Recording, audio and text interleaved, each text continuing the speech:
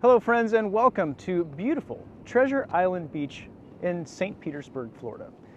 Today is Monday, January 17th. It is the day after the 25th annual Treasure Island Sport Kite Competition and Kite Festival.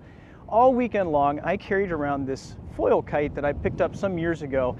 It's made by Seattle Air Gear in 1995. It's called a Wind Dancer. I've never flown this before. I think I got it at an auction at an American Kite Flyers Association convention a few years back. I'm not sure. But I've never flown it. I want to fly it today. Let's do it. Okay, friends.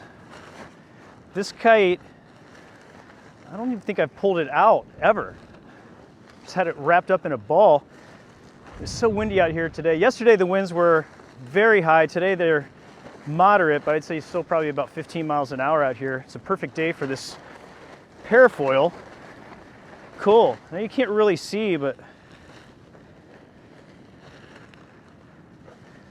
Wind Dance, not Wind Dancer, Wind Dance 2, Seattle Air Gear.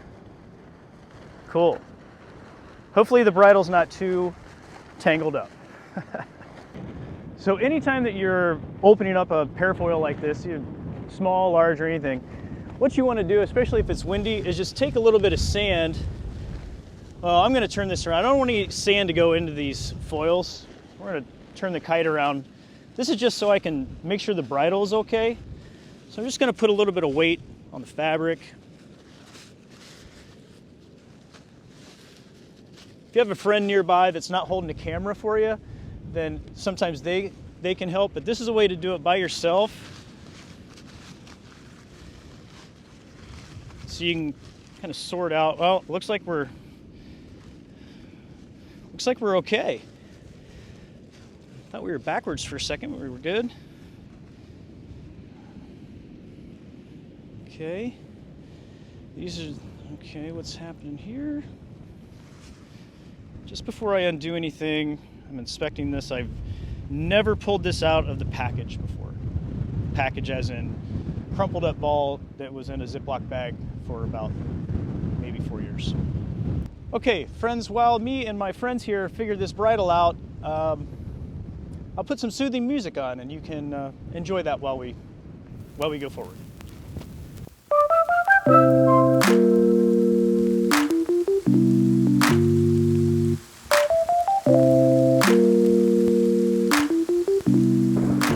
Well, thanks to my friends Brad and Kenny, we have properly assessed the situation. So what we have here is a pretty old bridle system, but what happens is that you typically will find this, and I thought this was the case, that a lark's head will be on the bridle line attached to what some people will attach a tail to these, but this is very typical. And what we'll do is unlark's head these, and I'll show you what the bridle looks like up close.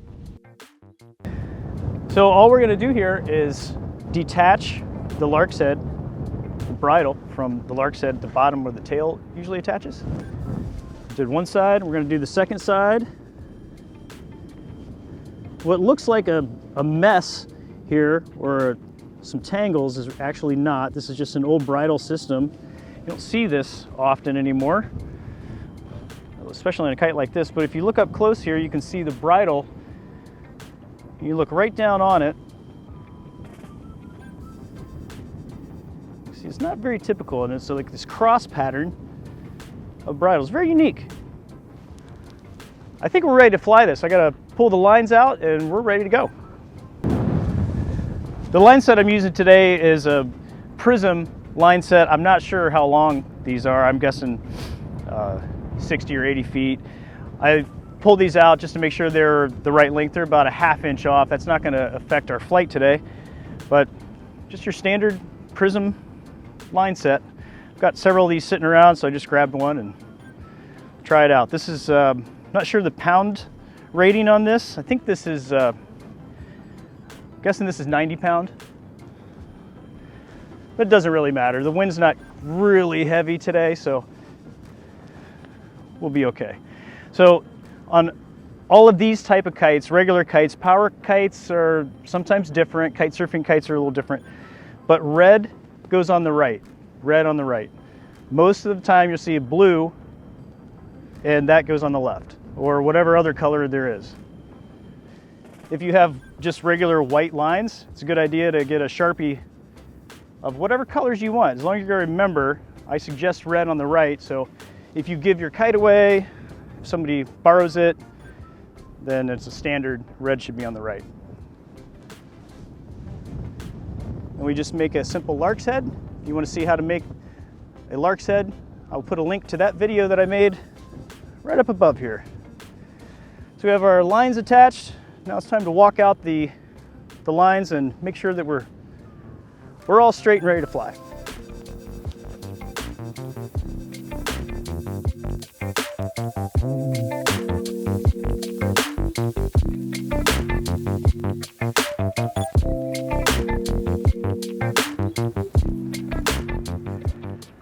I don't know if you can see from here, but the wind is really pulling the lines out. It might be a little heavier wind than what I thought.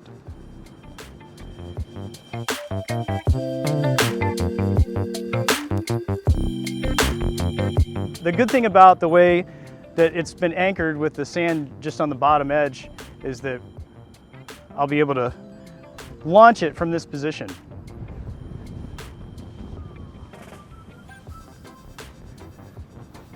That flies really good. We do have a couple twists in the line, so I'm going to get that out. I think we're going the wrong way.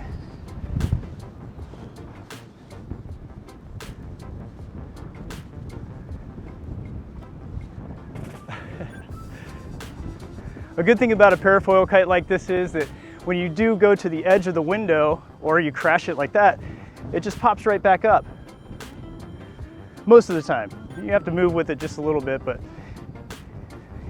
a parafoil is also a good kite to see where the edge of the wind window is. You see here, I just have it kind of parked. And if I go to this side, hopefully you can see the big window. I'm all the way over.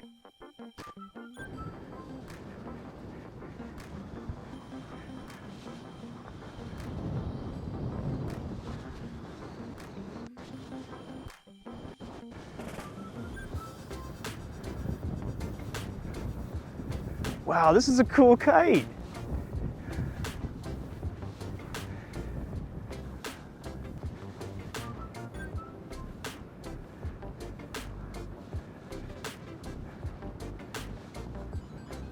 See, even when the kite's totally distressed, with a parafoil, you can just, most of the time, pop it right back up.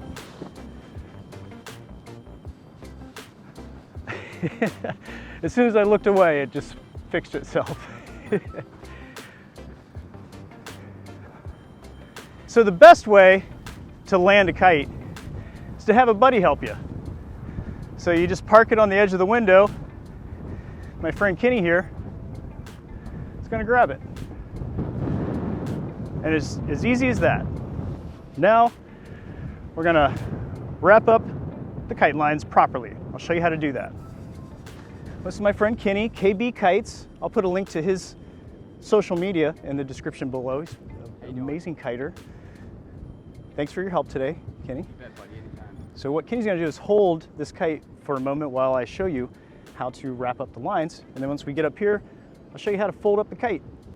As you see here, I've used the winder to keep the lines in place. It's pretty windy, I didn't want it to blow around. This is a good way to do it. If you don't have a stake or a screwdriver handy, then use the winder. A line management is really important. You don't want to have twists and tangles in your line, so you hold the winder just like this. There's a bungee attached typically, on this style at least. You want to hold it like this. What I do is line up my handles nicely, put them just like that, not flapped over the bottom edge. I put one good wrap around, like so, and then I start with a figure 8, just like that. Very easy, and then I'll continue this all the way down the line, and then when I want to release the line, I just put my finger in this and walk away, and it just falls right off perfectly, and you shouldn't have any wraps or tangles in the line by doing that. So let's go.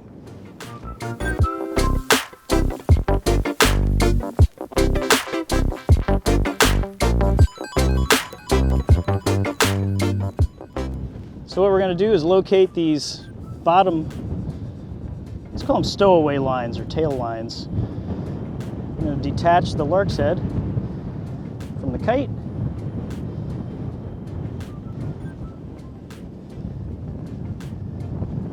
I'm going to tie a lark's head knot into the tail line. You put the control line in it, and you're ready to wrap it up.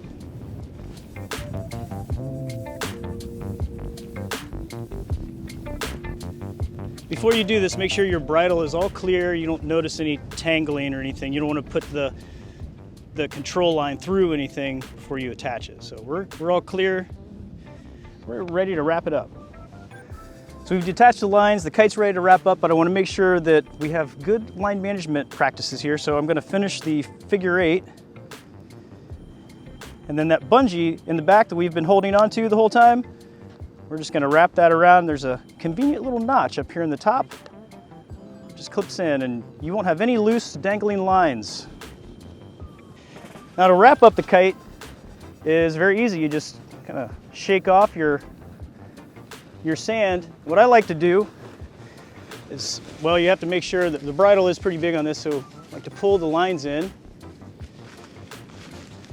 Make sure you're using the wind as your friend. And I like to pull both ends in to the middle.